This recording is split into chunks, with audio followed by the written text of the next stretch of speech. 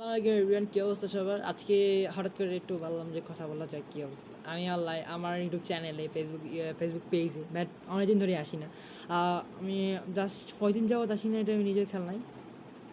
হয়তো বা on 2 March এরকম একটা কিছু মনে আসতেছে না।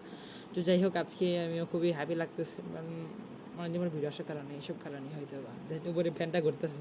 অ্যান্ড আর এই জায়গায় হচ্ছে এই ঘড়িটাও ঘুরতেছে, অ্যান্ড তার হচ্ছে নিজস্ব একটা পথ আছে। এই যে দেখেন, সেকেন্ড জায়গাটা ঘুরতেছে। আমি পড়তে বসতেছিলাম অ্যান্ড আমার হঠাৎ একটা কিছু মনে পড়লো যে এই বিষয়টা খুব ইন্টারেস্টিং, বাট আমি আমার লাইফে কত কিছু করছি আমি নিজেও জানি না। দ্যাটস মিন এইটার জন্য আমি অনেক পচাইছি।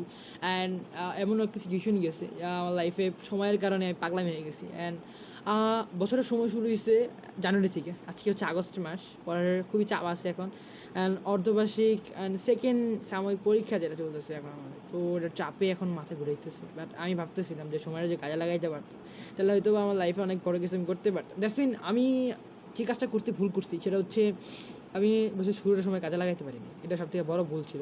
তো গাইস, আমি মনে করি না তুমি আমাদের মতো হও, আর আমি যে কাজটা করছি বাট তোমরা হয়তো বা এই কাজটা করবা না। এই জন্য তোমাদেরকে আমি একটা সলিউশন দিতে পারি, just time to time. And তোমরা যে কাজটা করবা, সময় কখনো তোমাদের সময়ের মতো বসে থাকে না। তুমি তোমার লাইফে অনেকবার করছো যে আলসামি করছো, ভালো লাগে না, এই কাজটা এখন করবো না এইসব বলছো, বাট তুমি তোমার লাইফের কথা ভেবে দেখো, তুমি অনেকভাবে অনেক কিছু বোঝাইতেছো। জাস্টমিন তুমি একটা কাজ করতে পারো, সেটা হচ্ছে তুমি সময়টা কাজে লাগে পড়ালেখা করতে পারো। জাস্ট এই জন্য আজকে আমার এই পড়াটা লাগতো না, ম্যান আমি খুবই টেনশনে আসছি যে কী হবে না হবে। তো ভালো থাকে সবাই, দেখা হচ্ছে নেক্সট কোনো ভিডিওতে। অ্যান্ড তোমরা কিন্তু আমার মতো হয়েও না, অ্যান্ড পড়ালেখা বেশি ফোকাস দাও, অ্যান্ড পড়ালেখা ফোকাস দেওয়ার সাথে সাথে টাইমটা গুরুত্ব দেবা। Thank you so much. আসসালামু আলাইকুম।